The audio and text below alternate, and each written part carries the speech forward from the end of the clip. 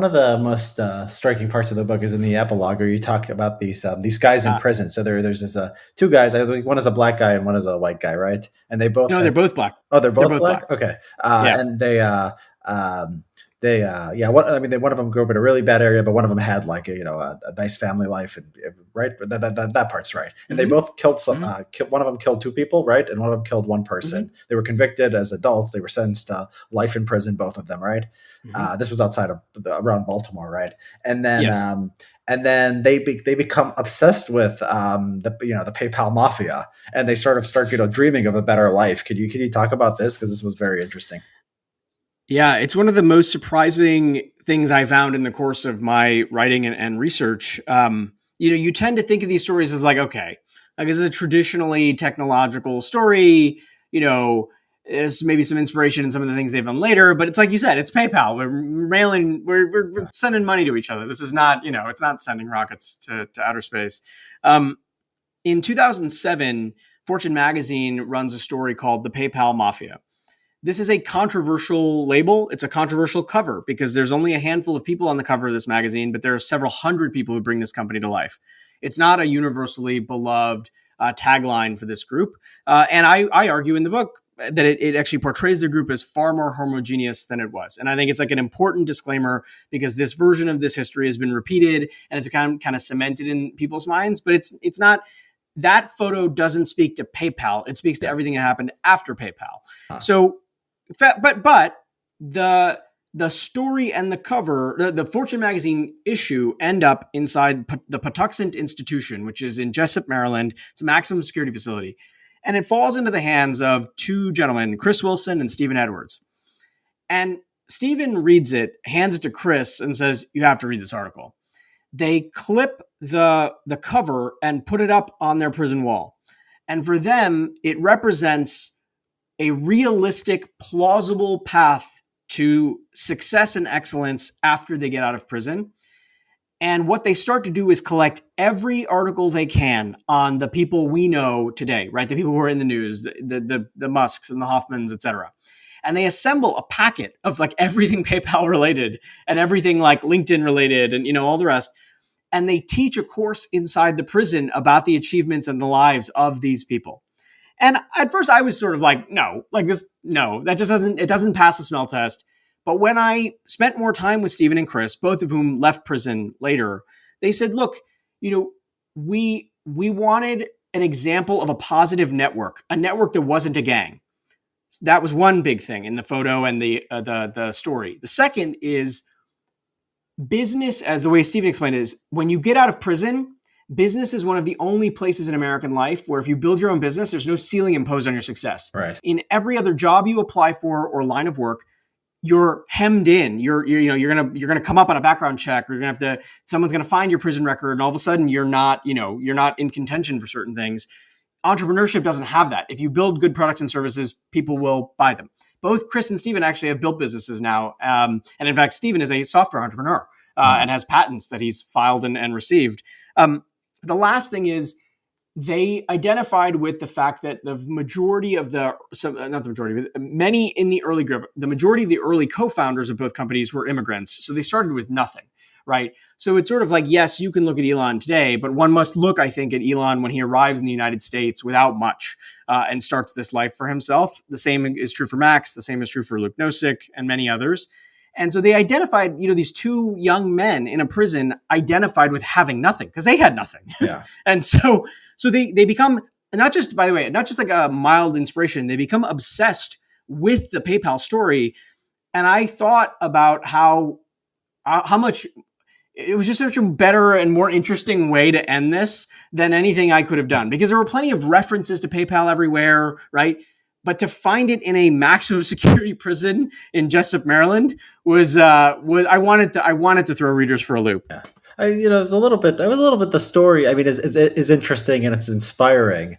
When I read the story, though, it was like both of them the murders sort of sounded like, if not justified, like, at least like, it wasn't, it was something where, they were feeling threatened and it like made sense. How much research did you do into this? Because I was like, is this the full story about how the guys ended up, where they are?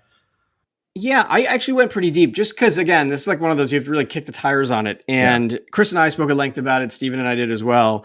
You know, in Chris's case, he's approached by two men in an alley, and the context is important here. This is Baltimore and Washington D.C. at the height of the crack epidemic. Uh, Chris recalls walking over bodies in the streets. He had people he knew who were murdered. He attended many funerals by the time he was 9 and 10 years old. He actually told me this vivid story. I don't know if it's in the book. He would sleep underneath his bed as opposed to on his bed because the bed was like eye level with windows, and if a stray bullet came yeah, in, it you was said more you likely to sleep hit on the him. floor. Yeah.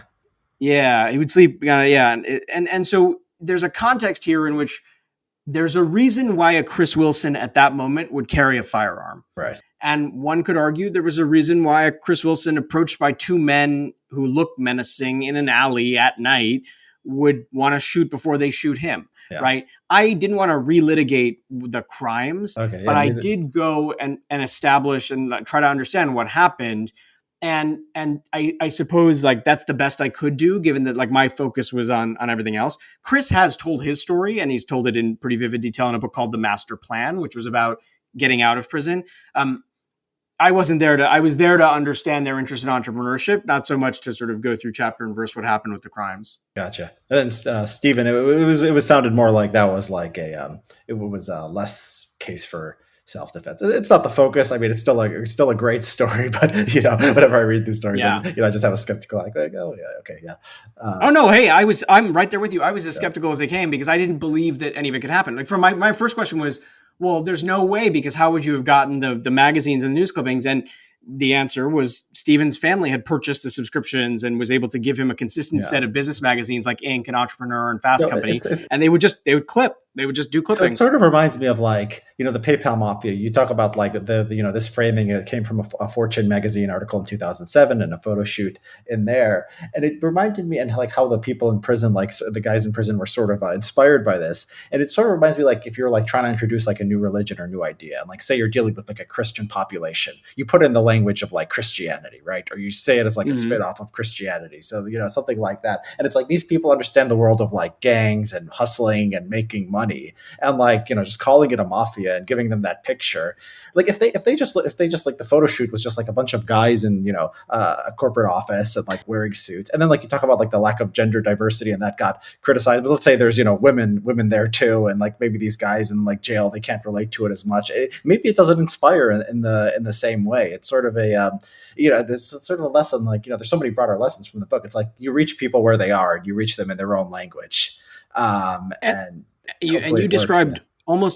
Yeah. you captured almost exactly what Chris Wilson said to me when I asked him about the image specifically. He said the Godfather movies are inspiring, and the Godfather movies, he said they would play them in prison, and he said, and within my community, these movies, like we knew the icon, we knew the mafia motif, we knew that it was a part of our cultural like lexicon. So Yeah. when we saw like the nerdy tech crowd, right? These sort of billionaire entrepreneur types dressed up as mafiosos.